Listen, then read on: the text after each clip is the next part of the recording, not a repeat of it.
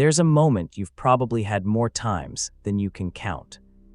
You're in the middle of something, a meal, a walk, a Saturday with nothing urgent on the calendar, and you realize you're completely, genuinely fine, not waiting for someone.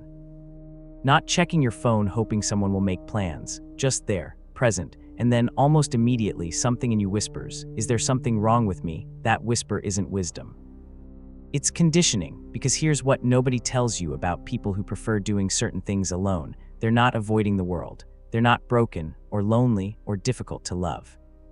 They've simply developed something most people spend their entire lives trying to find, a relationship with themselves that actually works. And psychology has a lot to say about that. Stay with me. Because the 7 things I'm about to describe are going to feel less like a list and more like a mirror.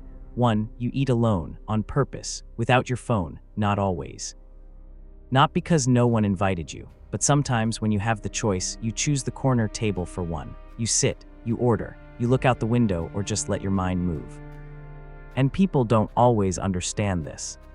There's a subtle social contract that says meals are meant to be shared, that eating alone is what you do when no one wants you around, not when you actively choose quiet over company.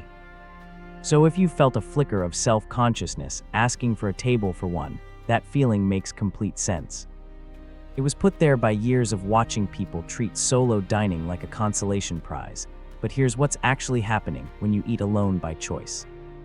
Psychologists call it mindful eating, but the deeper mechanism is something else entirely. You are, without realizing it, practicing what researchers call differentiation, the ability to maintain a stable sense of self without needing external input to anchor you. Most people, when left alone with a meal and no distractions, feel a low hum of discomfort. Their identity, in a small but real way, depends on social context. Your identity doesn't need that. It holds steady without it. Research involving emotional stability in solo dining consistently finds that people who choose to eat alone score measurably higher on self-reliance and lower on emotional reactivity. Not because eating alone makes you stronger, but because you were already strong enough to choose it. The problem is, most people read this as isolation. It's not, it's groundedness, too. You take walks alone, long ones, without music or podcasts. This one is rarer than it sounds. Think about how most people experience a walk alone in 2025, earbuds in before the door even shuts. A podcast about productivity, or true crime, or someone else's thoughts. Anything to fill the silence, because silence, for a lot of minds, feels like a question they're not ready to answer. You're different, you'll walk for 30, 40 minutes and let your thoughts just move, not toward anything in particular, not solving a problem or planning your week. Just thinking the way the mind naturally thinks when nothing is demanding it. Here's what most people miss. This is not idle behavior. This is one of the most cognitively sophisticated things a human can do. Neuroscientists have a name for what happens when you allow your mind to wander without a destination. It's called default mode network activation, and it's associated with creativity, self-reflection, emotional integration, and the kind of deep thinking that happens in the gaps between tasks. The default mode network is literally your brain's internal processing system. It only fully activates in quiet. Which means every time you drown it out with content, you're interrupting something your mind was trying to finish. The people who take long, silent walks alone aren't being unproductive. They're giving their brain the conditions it actually needs. If you're honest with yourself, you already know the feeling.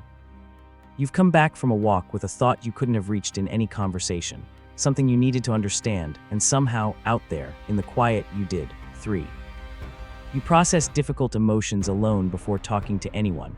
When something hard happens, your first instinct is not to call someone. You sit with it first, maybe for hours, maybe longer. You turn it over, feel it from different sides, let the initial storm move through before you say a word to anyone. Some people who love you have probably called this shutting down. Some have worried about you. Some have pushed you to just talk to them. But if you're honest with yourself, you know the difference between shutting down and going inward. Shutting down is running from the feeling. Going inward is actually doing the work. Psychologists call this autonomous emotional processing, and what it builds over time is something called emotional granularity, the ability to identify exactly what you're feeling, not just broadly, but precisely. Not just sad, but I feel abandoned because I expected something and it didn't come, and underneath that is fear. And underneath that is something that goes all the way back. Most people never develop this. Not because they're not capable, but because they outsource the processing. They call a friend, get validated, feel temporary relief, and move on without ever fully understanding what they were feeling or why. You don't do that, you stay with it. And it costs you something. The discomfort of sitting alone with pain is real, but what you gain is a depth of self-knowledge that most people genuinely never reach. The hidden strength here isn't toughness, it's precision. You know yourself at a level most people only glimpse. 4. You make decisions alone, really alone, without polling everyone around you.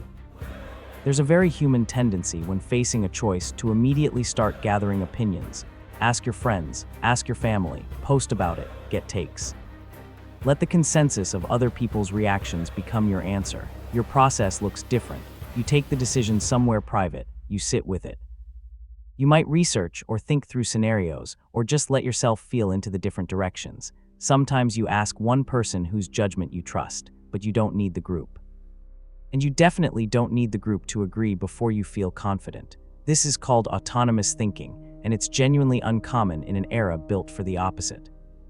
Here's what most people miss about why this matters. Every time you sit with a decision alone and work through the discomfort of your own uncertainty, you are building what psychologists call an internal locus of control, the deep, lived belief that your own reasoning is reliable. That you can trust yourself, that you don't need consensus to know what's true. Julian Rotter, the psychologist who developed locus of control theory in the 1950s, found that people with a strong internal locus of control tend to make better decisions over time. Not because they're smarter, but because they've practiced trusting themselves without a safety net. The people who always need to consult the group aren't doing anything wrong. They're doing what most humans are wired to do. But they're also outsourcing their confidence, and over time that becomes a quiet dependency. You've quietly built the opposite. 5. You go to things alone. Movies, restaurants, concerts, events. This one has a social weight to it that the others don't, because doing things alone in public is visible. People can see it. And somewhere along the way, most of us absorbed the idea that showing up somewhere solo is an admission, that no one wanted to come, that you couldn't find someone. That the table, for one, is evidence of something sad. You've either moved past that thought or you're still quietly fighting it. And if you're still fighting it, I want you to hear this. The discomfort you feel is not about being alone. It's about being seen being alone, and what you imagine other people are concluding. Here's the truth. The research says something remarkable. People who are comfortable appearing alone in public consistently score higher on measures of psychological adjustment and lower on what's called social conformity, the tendency to shape your behavior around what you think others expect. They've essentially decoupled their actions from the approval of strangers. That decoupling is rarer than you think. Most people would rather miss something they want to experience than go through the self-consciousness of going alone. They'll wait for someone to come with them. They'll skip the thing entirely. You won't. That's not a small thing. That's a form of inner freedom that most people spend years trying to find and never quite reach. 6. You think through creative or intellectual things alone, and you guard that solitude. This one might be the most personal. There's something you do, a project, a problem, an idea you're developing, and you don't want help yet. Not because you're anti-collaborative, but because bringing other people in too early feels like it contaminates something. Like the thing is still fragile, still forming, and external opinions would collapse it before it's solid. You're protective of the quiet in which you create. Psychology has a name for what you're experiencing when you're in that state. Flow, as described by researcher Mihaly Csikszentmihalyi. And the conditions for flow are specific: autonomy, low external interruption, intrinsic motivation, and enough quiet that the mind can lose track of time. Most people never access deep flow because they cannot tolerate the solitude that precedes it. The loneliness of the blank page, the slowness of thinking without feedback, the discomfort of not knowing yet if what you're doing is good. You tolerate it, sometimes you even love it. A 2023 study in the European Journal of Social Psychology found that people who can access introspection and self-reflection as a chosen practice, not just as something that happens to them in quiet moments, but as something they actively seek, show significantly higher creative output and well-being across all age groups. The researchers concluded that for these individuals, solitude isn't a byproduct of the work. It is the work. If you recognize yourself here, understand something. This is not a personality quirk. This is a sophisticated relationship with your own mind that most people never develop. 7. You rest alone, not consuming, just being, the hardest one, the rarest one.